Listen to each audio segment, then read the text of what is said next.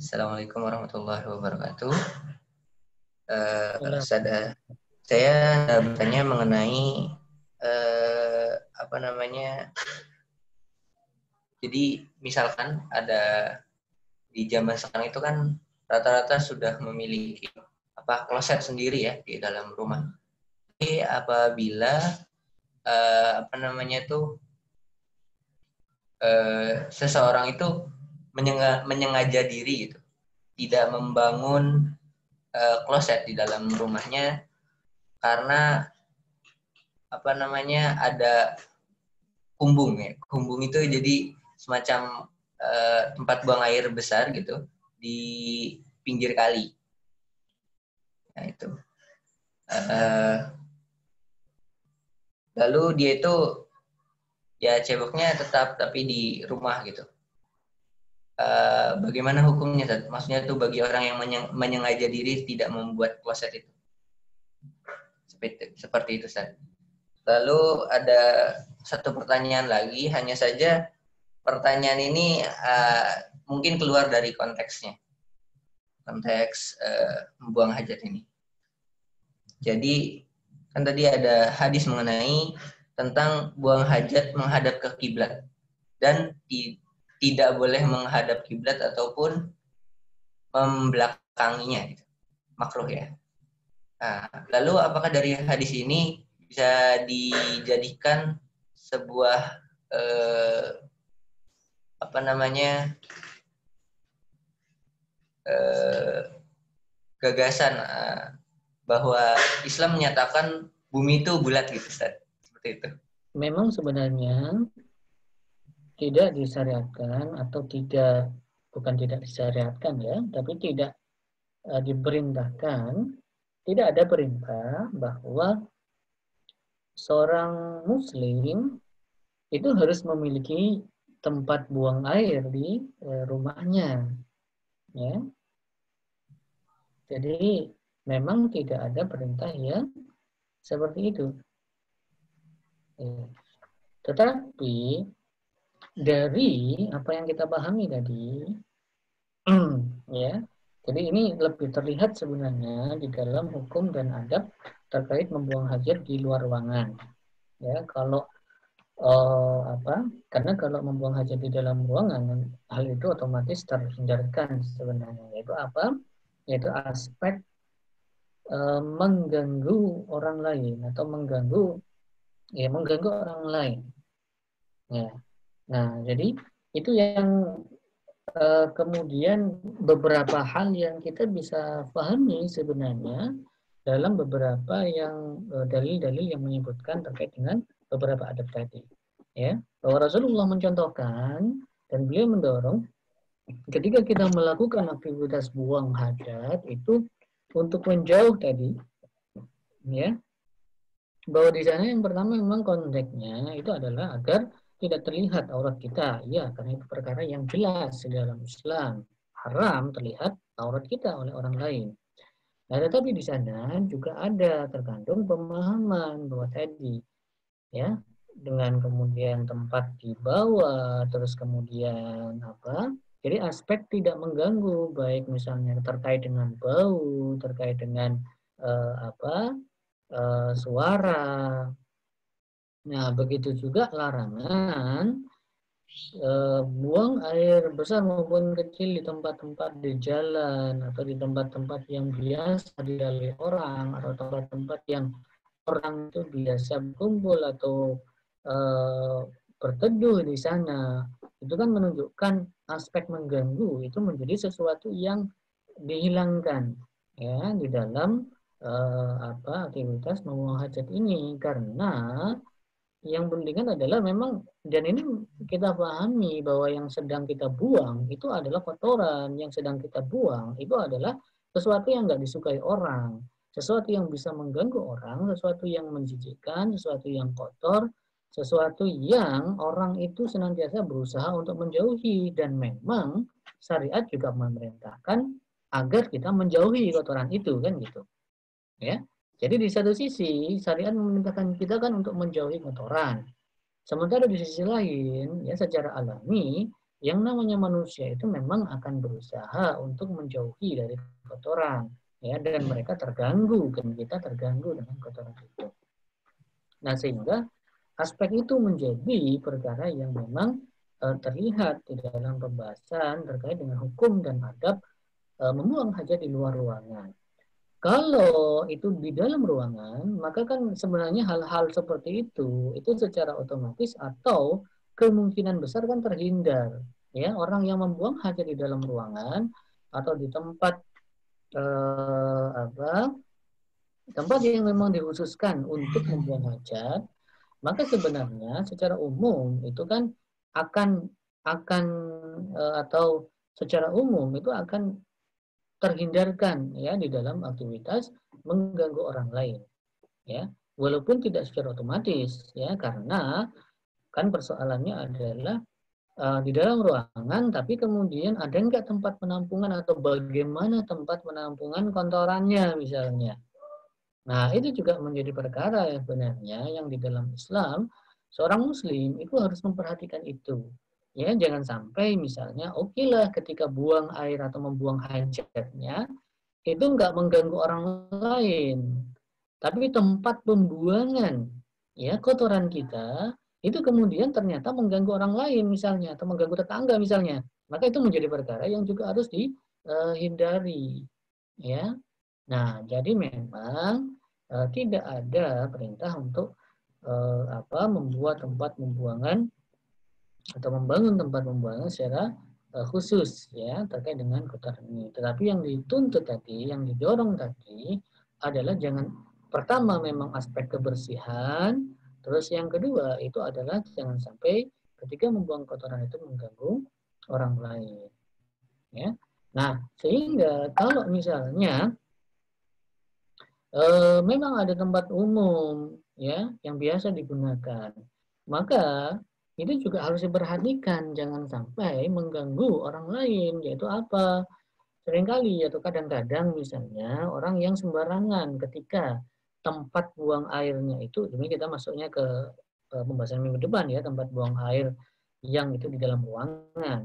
Tetapi dalam konteks mengganggunya ini kan kadang-kadang kalau tempat buang airnya itu memang bersifat private, pribadi, hanya kita yang menggunakan misalnya. Itu kita mau tempatnya jorok, mau ini kan, mau bau misalnya gitu kan, itu kan ya hak terserah dia kan gitu. Cuma persoalannya ketika tempatnya itu adalah tempat umum misalnya yang orang lain juga menggunakan itu. Maka aspek kebersihan atau aspek jangan sampai mengganggu orang lain yang akan menggunakan tempat itu juga menjadi perkara yang harus diperhatikan, harus kita perhatikan. Ya, seringkali kan kita mendapatkan tempat buang air yang bersifat umum itu yang kemudian bau kan gitu, yang bau, nggak bersih, kotor dan sebagainya. Ya. Nah, sampai harus disiapkan adanya orang-orang yang secara khusus untuk membersihkan itu ya secara rutin. Padahal membersihkan atau kemudian menjaga kebersihan tempat kita buang air itu bukan kewajiban orang lain, bukan sesuatu yang dituntut atau orang lain gitu, tetapi itu menjadi perkara yang harusnya diperhatikan oleh kita yang buang hajat itu sendiri gitu. Ya. Jadi jangan sampai kita sebagai muslim itu meninggalkan tempat buang hajat dalam kondisi yang tidak layak atau tidak semestinya digunakan oleh orang berikutnya gitu yang buang hajat ya. Kan kita juga nggak di sini cuma lewat saja kan gitu, nanti juga nggak akan ke sini lagi ya. Ya nggak bisa kita juga berpikir seperti itu ya. Jadi ini menjadi perkara yang diperhatikan.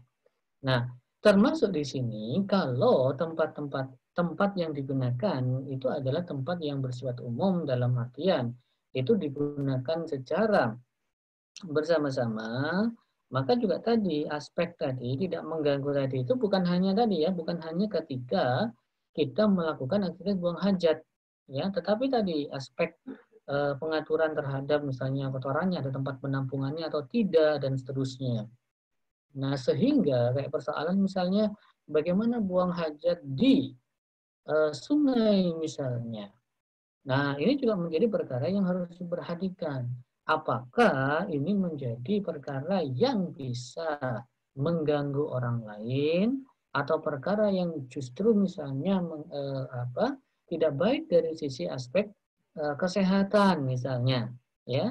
Maka ini menjadi persoalan ketika apa? Ketika misalnya sungainya itu adalah sungai yang memang menjadi tempat yang biasa digunakan masyarakat untuk beraktivitas, bahkan konsumsi misalnya, ya, maka ini menjadi persoalan, ya. Nah, tapi kalau dalam konteks itu, maka di sini masuk juga pembahasan terkait dengan kewajiban negara, ya, dalam menyediakan fasilitas umum, karena ini juga bagian dari menjaga aspek tadi ya, kenyamanan, aspek kemudian ketenangan, termasuk aspek kesehatan, ya, dan kebersihan masyarakat. Jadi ini terkait dengan fasilitas umum, maka negara itu juga punya kewajiban sebenarnya, ya, menyediakan tempat-tempat umum gitu ya, atau tempat-tempat pembuangan hajat yang bersifat umum, sehingga orang, atau kalau dalam konteks sekarang itu intinya kan jangan sampai orang itu akhirnya buang hajat sembarangan, ya. Nah, inilah yang tidak diajarkan oleh syariat, buang hajat sembarangan. Jadi kalau orang dulu atau di masa Rasul atau para sahabat buang air, buang hajat di tempat terbuka, itu bukan berarti buang hajatnya sembarangan, ya. Jadi buang hajat di tempat terbuka itu bukan berarti buang hajat sembarangan. Buang hajat sembarangan itu ketika membuang hajatnya itu tidak mengikuti tadi hukum dan adab yang disyariatkan, maka itu yang disebut dengan buang hajatnya sembarangan. Ya. Nah, sehingga aspek itu yang kemudian juga harus diperhatikan. Ya. Nah, terus kemudian terkait dengan menghadap kiblat atau membelakangi kiblat, ya. Ya, ini sebenarnya nggak ada kaitannya dengan bumi itu bulat atau tidak, gitu. Ya, justru ya kalau mau orang wah itu justru menunjukkan bahwa bumi itu nggak bulat. Kenapa? Karena di dalam hadis tadi kan dilarang untuk menghadap kiblat atau membelakangi. Kalau bumi itu bulat, maka secara otomatis ketika menghadap kiblat itu otomatis membelakangi kiblat kan gitu. Kalau bumi bulat, ya kan? Jadi kalau bumi bulat itu, kalau maksudnya ini dijadikan landasan seperti itu kan cukup saja diperintah atau cukup saja dilarang untuk tidak menghadap kiblat. Karena ketika dilarang untuk menghadap kiblat, itu secara otomatis maka berarti membelakangi kiblat, gitu kan? Kalau bumi bulat kan berarti kalau menghadap kiblat, maka secara otomatis kan sebenarnya juga membelakangi, karena nanti tembusnya juga ke belakang juga kan gitu. Nah, tapi kan di hadis itu kan disebutkan dilarang untuk ada larangan untuk menghadap kiblat untuk kemudian membelakangi kiblat kan gitu. Ya, jadi kalau mau dicari-cari, justru ini menunjukkan bahwa ada kemungkinan bahwa artinya ketika seseorang itu menghadap kiblat itu tidak sedang membelakangi kiblat kan gitu. Ya. Berarti kan bumi datar kan gitu. Ya. Makanya perlu ada perintah untuk larangan juga untuk membelakangi kiblat. Jadi yang dilarang itu adalah menghadap kiblat dilarang, membelakangi kiblat juga dilarang. Nah, berarti bumi itu datar gitu, karena larangan itu disebutkan dua-duanya. Ya, kalau bumi itu bulat, larangannya cukup satu saja, itu sudah mencukupi.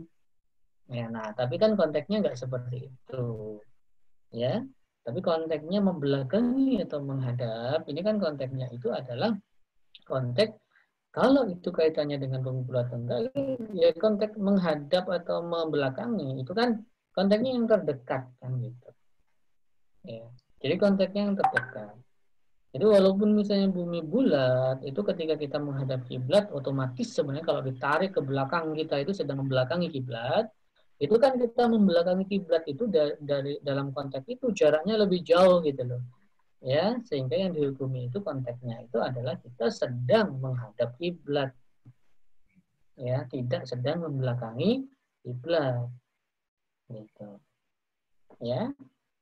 Nah, sehingga nanti karena kan kalau konteksnya seperti itu, ya, kalau konteksnya seperti itu sholat jamaah misalnya, jamaah menghadap kiblat.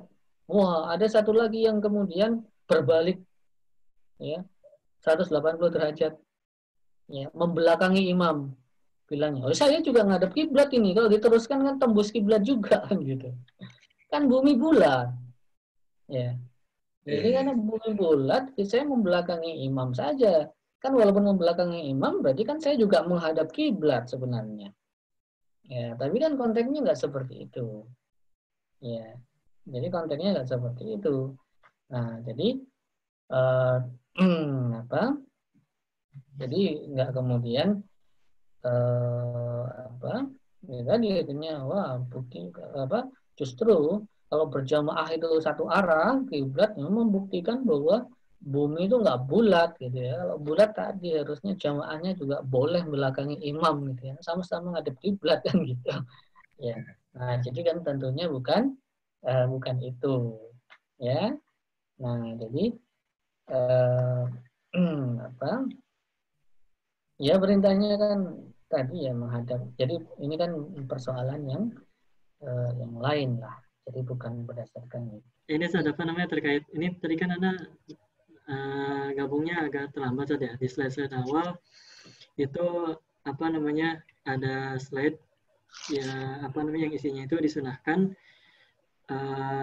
apa namanya untuk menjadikan sesuatu sebagai penutup dan mencari tempat yang rendah, Ustaz.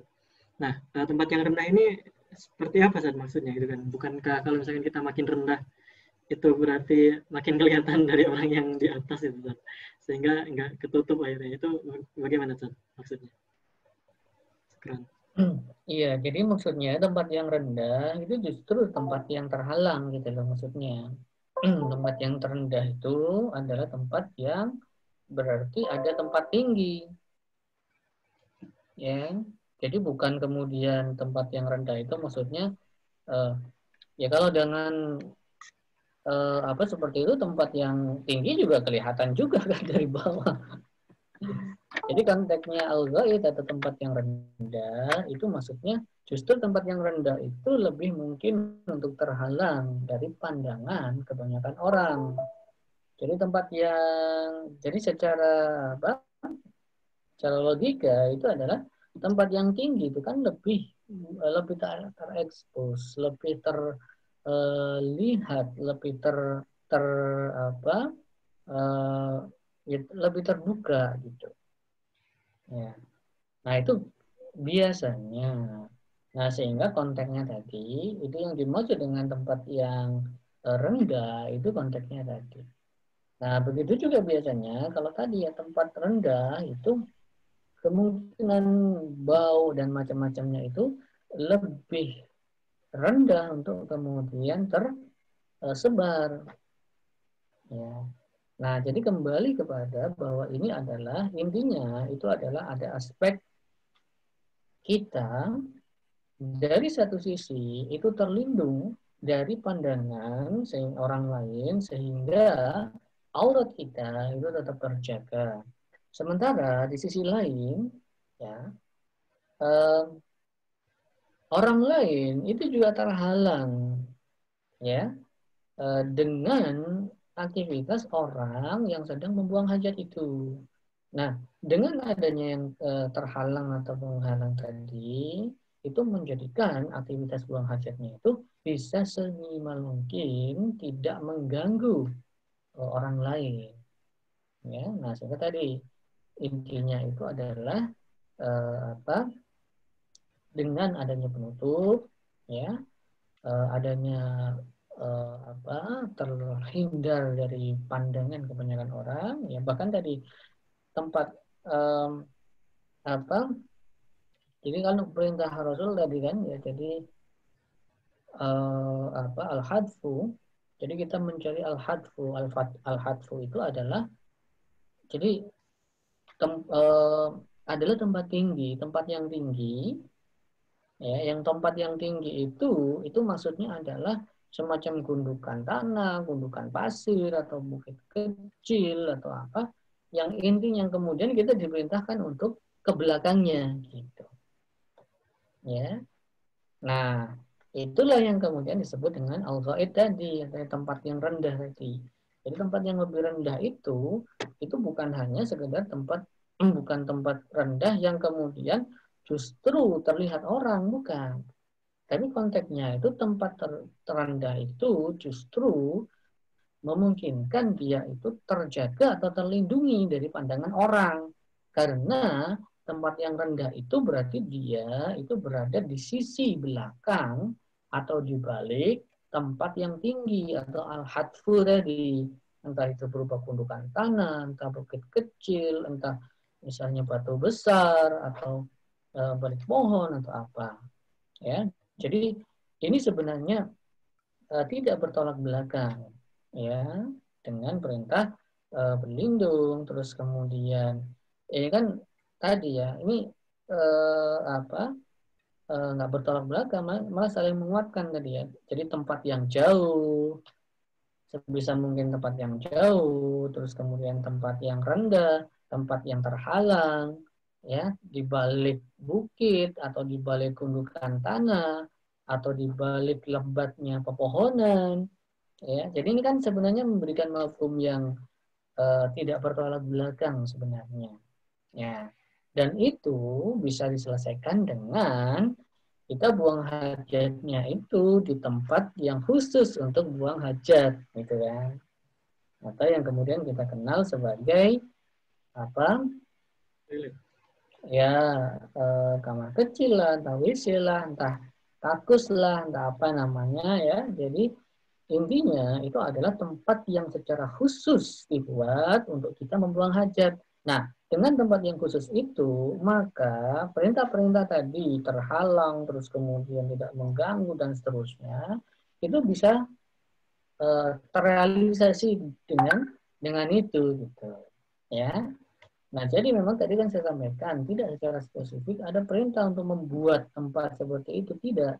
Tetapi tadi ketika kita membuat tempat yang secara khusus digunakan untuk membuang hajat, maka itu bisa merealisasikan ada beberapa perintah-perintah, beberapa dorongan-dorongan atau perkara-perkara yang digunakan itu bisa direalisasikan dengan hal itu. Ya, sehingga tentunya apalagi dalam konteks sekarang itu menjadi solusi atau menjadi perkara yang memang justru harusnya lazim dilakukan, gitu ya. Harusnya sudah menjadi perkara yang lazim dilakukan, ya. Nah, jadi mungkin seperti itu, ya. Ini tapi kan di awal tidak ada definisi dari hajat gitu, Ustaz ya.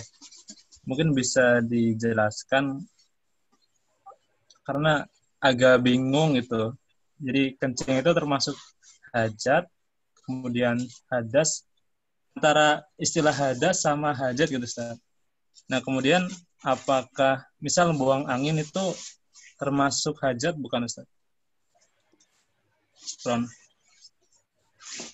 Ya, jadi memang sebenarnya hajat di sini itu kan hajat itu secara bahasa itu artinya kan kebutuhan sebenarnya. Ya. Jadi sama sebagaimana kata-kata yang ada di dalam kosakata kita seharian itu bahwa di dalam bahasa Arab juga seperti itu. Ya. Ada kata-kata yang memiliki makna asal yang kemudian mengalami perubahan ataupun perluasan makna karena atau karena penggunaan, gitu. Ya, kayak tadi misalnya al-ghaid itu adalah tempat yang rendah. Tapi karena bahwa orang yang membuang hajat itu biasa melakukan aktivitas buang hajatnya itu di tempat yang rendah, atau al-ghaid tadi, maka al-ghaid yang arti awalnya itu tempat yang rendah, itu kemudian difahami bahwa al-ghaid itu maksudnya adalah tempat buang hajat. Ya. Nah, begitu juga kalau di dalam kosakata kita misalnya, ya, ketika kita sedang kuliah atau di kelas misalnya, Pak, izin mau ke belakang. Ya. Padahal WC-nya itu di depan kelasnya gitu ya. Kita ternyata jalannya ke depan bukan ke belakang. Tapi kita ngomongnya enggak, Pak, mau izin ke depan. Gitu. Nah, kalau kita bilang, Pak, izin ke depan, pasti ditanya, mau ngapain ke depan? Gitu ya. Tapi kalau kita izinnya mau ke belakang, itu nggak ada yang kemudian ditanyain, mau ngapain ke belakang? Gitu. Ya. Pengen tahu aja Bapak. Gitu. Nah, jadi kenapa? Karena ketika kita mengatakan ke belakang, itu sudah yang ke belakang itu asal katanya itu menunjukkan suatu letak atau posisi yang berada di belakang, ya. Itu kemudian mengalami perluasan makna bahwa belakang di situ itu maksudnya adalah tempat buang air, tempat buang hajat tadi. Nah, begitu juga dengan aktivitas membuang hajat, ya. Jadi aktivitas membuang hajat. Jadi hajat itu memang secara bahasa artinya itu adalah kebutuhan, ya. Makanya ada hajatul asasiyah, kebutuhan dasar. Ya, jadi secara bahasa yang namanya hajat atau kebutuhan itu adalah sesuatu yang bisa mengantarkan kepada kematian ketika itu tidak dipenuhi, ya. Nah, itu kalau hajatul asasiyah. Nah, tetapi kan kemudian hajat itu juga ternyata memang ada yang tidak asasi, ya. Walaupun sebenarnya yang dimaksud dengan hajah atau kebutuhan itu sebenarnya asasi, gitu ya. Jadi ketika dikatakan sebagai hajah atau kebutuhan, maka itu konteksnya tadi, ya. Jadi yang namanya hajah atau kebutuhan itu konteksnya itu adalah wajib atau harus dipenuhi, ya. Nah, tapi dalam prakteknya itu kan kemudian mengalami perluasan makna juga bahwa hajah itu bukan hanya sesuatu yang harus dipenuhi. Makanya kemudian muncul ada hajatul asasiyah, kemudian ada hajatul kamaliyah. Ada kebutuhan mendasar, ada kebutuhan penyempurna. Ya, yang hajatul kamaliyah ini kan sebenarnya bukan hajat, bukan kebutuhan kan sebenarnya hajatul kamaliyah itu, karena dia adalah sesuatu yang menyempurnakan. Ya, kalau kita dalam bahasa kita kan ada kebutuhan sekunder, ada kebutuhan tersier, gitu. Sebenarnya itu kan bukan kebutuhan. Ya. Nah, jadi secara bahasa hajat itu adalah sesuatu yang harus dipenuhi. Tapi tadi kemudian dalam prakteknya mengalami perluasan makna. Nah, kata hajat itu juga digunakan ya di dalam hadis yang kemudian bermakna bahwa yang dimaksud dengan hajat di sini ini bukan aktivitas, bukan kebutuhan atau konteksnya hajatul asasiyah tadi, bukan. Ya, misalnya yang tadi juga disebutkan adalah hukum terkait dengan larangan membuang hajat menghadap atau membelakangi kiblat, ya. Hadis yang diriwayatkan dari Abu Hurairah, ya, yang beliau menyatakan idza jalasa ahadukum, ya, jadi ketika seseorang itu atau salah satu dari kalian itu duduk, disebutkan di situ ala hajatihi, ya. Jadi jalasa ala hajatihi, duduk dalam rangka hajat gitu. Ya, jadi redaksinya di dalam hadis itu kan disebut gitu. Tidak jalasa ahaduhum ala hajatihi. Jadi kita duduk, salah satu dari kalian itu duduk dalam rangka hajat. Kalau secara bahasa, sebenarnya kan duduk dalam rangka hajat kan bisa jadi sedang makan. Orang makan juga duduk. Ya, duduk sedang memenuhi hajat. Nah, makan kan.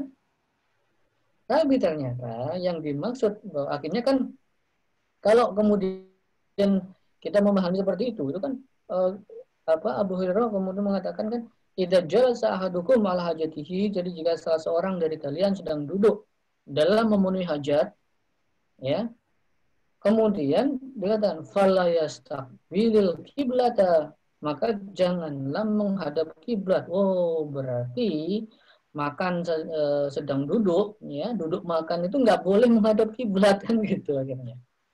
Ya, wala yastadbirhu, ya, apa yastadbirha. Begitu juga kita duduk makan itu nggak boleh membelakangi kiblat. Jadi nggak boleh menghadap kiblat, nggak boleh nggak boleh menghadap kiblat, nggak boleh membelakangi kiblat. Berarti apa? Makan itu nggak boleh membelakangi kiblat. Kenapa? Kita jalasa ala hajatihi. Ya, makan itu kan duduk dalam rangka memenuhi hajat gitu.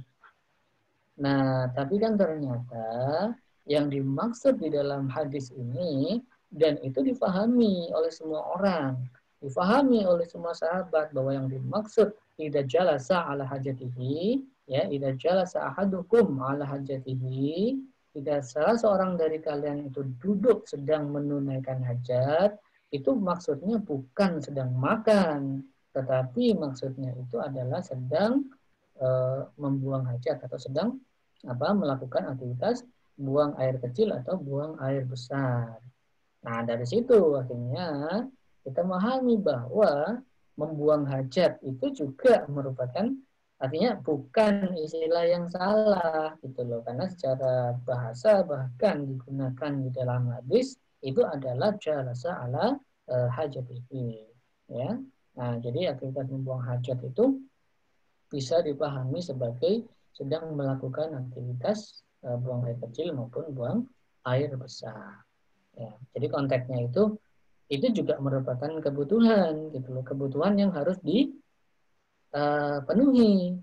Ya, jadi kan orang yang kalau pengen buang air dan buang air kecil maupun besar, itu kan kalau tidak dilakukan atau tidak dipenuhi, itu kan menyiksa, ya, malah bisa jadi penyakit, ya, karena ada orang yang misalnya tidak bisa buang air kecil atau tidak bisa buang air besar, maka itu malah jadi penyakit, bahkan harus dioperasi, harus dibuatkan saluran untuk mengeluarkan kotoran, karena yang namanya kotoran yang ada di dalam tubuh manusia itu harus dikeluarkan, ya. Nah, jadi itu termasuk aktivitas yang harus dipenuhi. Jadi masuk dalam makna hajat sebenarnya. Jadi hajat dalam artian sesuatu yang harus dipenuhi, sesuatu yang harus dilakukan. Nah, ini konteks hajat yang dimaksud dengan membuang hajat. Ya. Nah, beda lagi nanti dengan hajatan. Ya. Jadi hajatan, nah beda lagi gitu ya. Atau punya hajat gitu. Punya hajat juga beda lagi maknanya. Wah, sedang punya hajat.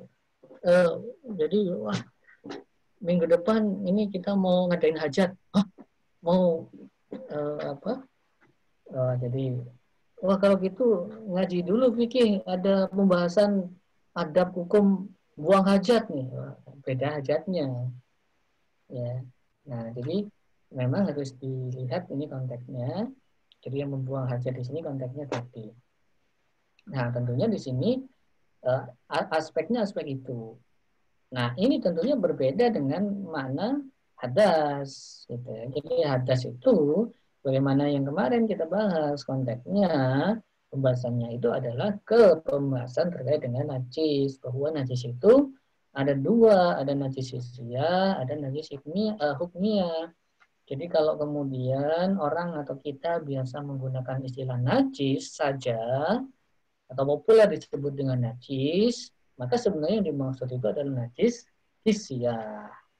Jadi orang nggak panjang-panjang najis hisiah.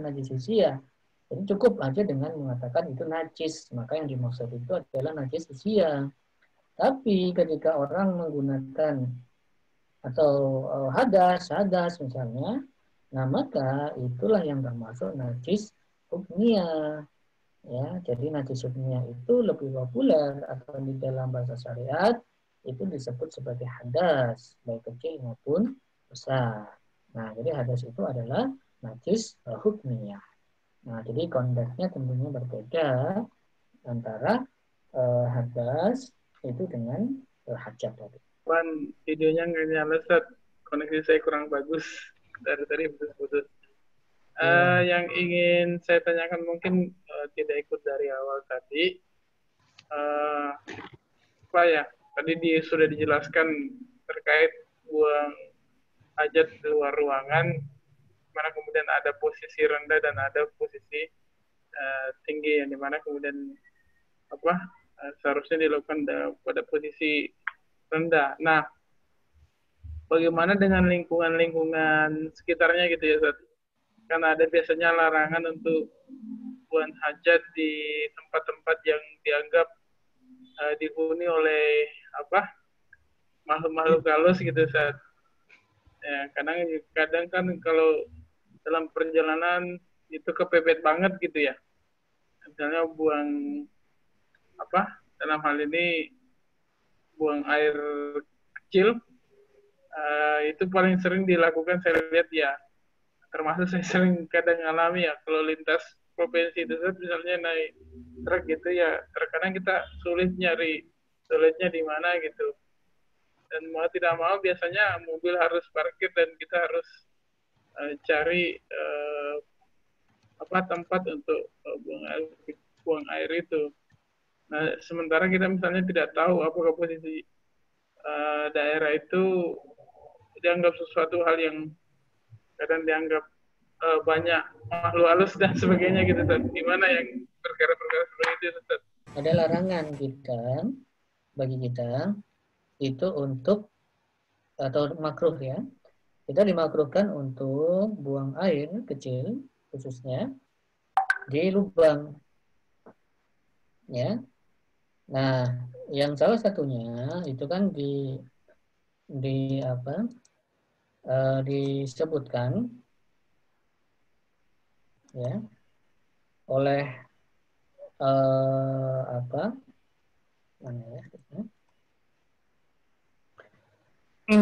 oleh Qatadah ya, bahwa larangan atau dimakruhkannya kita itu buang air di lubang itu karena bisa jadi lubang itu merupakan tempat tinggal jin.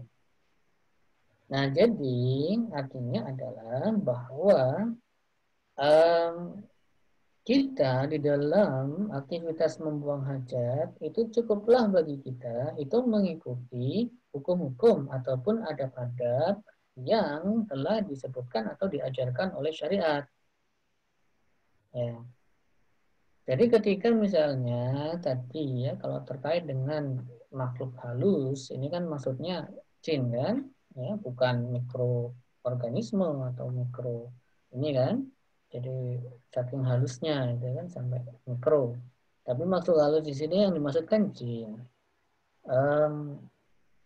Yang diajarkan kepada kita itu adalah tadi menghindarkan diri itu dari buang air di lubang.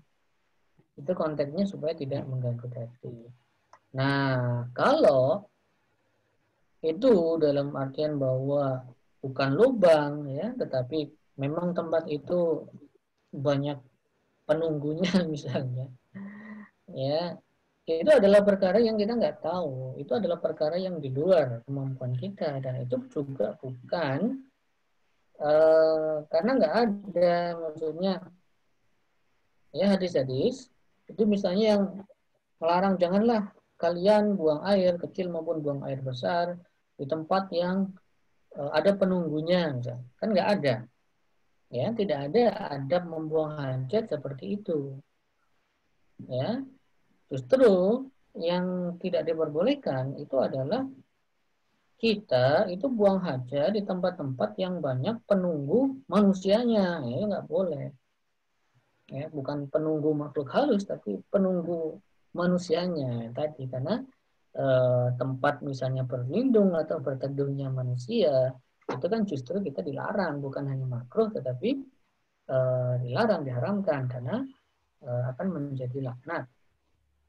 Nah, jadi kalau kemudian jadi nggak ada kemudian larangan atau apa, misalnya, wah itu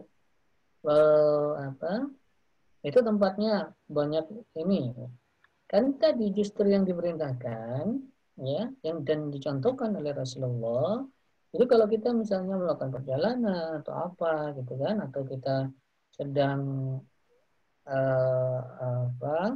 sedang uji lapang atau sedang mendaki gunung, menuruni lembah, dan seterusnya, maka justru yang dicontohkan dan diperintahkan oleh Rasulullah SAW itu kita memang mencari tempat selain terlindung tadi, memang juga jauh dari aktivitas manusia. Jadi memang bukan tempat yang manusia itu biasa beraktivitas di sana. Justru itu yang diperintahkan. Ya. Kalau ternyata itu justru menjadi tempat tadi yang banyak jinnya, yaitu di luar kemampuan kita, di luar pengetahuan kita, dan itu menjadi perkara yang tidak dilarang. Asal tadi bukan di lubang tadi. Ya. Nah, jadi ya silakan. Jangan kemudian misalnya di kan gitu ya biasanya, di belakang bisnya atau di belakang truknya buang airnya kan gitu ya, truknya berhenti di mana, kemudian di samping truknya tadi, itu kan itu tidak memenuhi perintah Rasul yang jauh tadi gitu loh. Karena kan makanya biasanya kan tempat-tempat itu kan ya mohon maaf itu kadang-kadang ya para supir para ini kadang-kadang mereka buang air itu kadang-kadang sembarangan gitu ya, mohon maaf. Jadi intinya pokoknya memang memenuhi salah satu perintah untuk kemudian di tempat yang terlindung gitu ya, karena truknya, bisnya itu menjadi sesuatu yang melindungi, tertutup gitu ya. Tapi tadi, jadi kan selain tertutup tadi, terlindungi, tapi kan juga tadi ya hendaknya agak jauh gitu loh dari tempat orang beraktivitas sehingga tidak mengganggu. Ya, seringkali kan kalau terminal misalnya itu kan banyak seringkali bau gitu ya, pesing dan apa macam-macam ya. Nah jadi itu ya, harusnya kan tidak seperti itu. Nah kalau seorang muslim maka sebenarnya adabnya tidak seperti itu ya, jadi adabnya tidak seperti itu. Akan dicukupkan kajiannya. Mari kita tutup dengan ucapan alhamdulillah rabbil alamin dan doa kifaratul majlis. Subhanaka jazakallah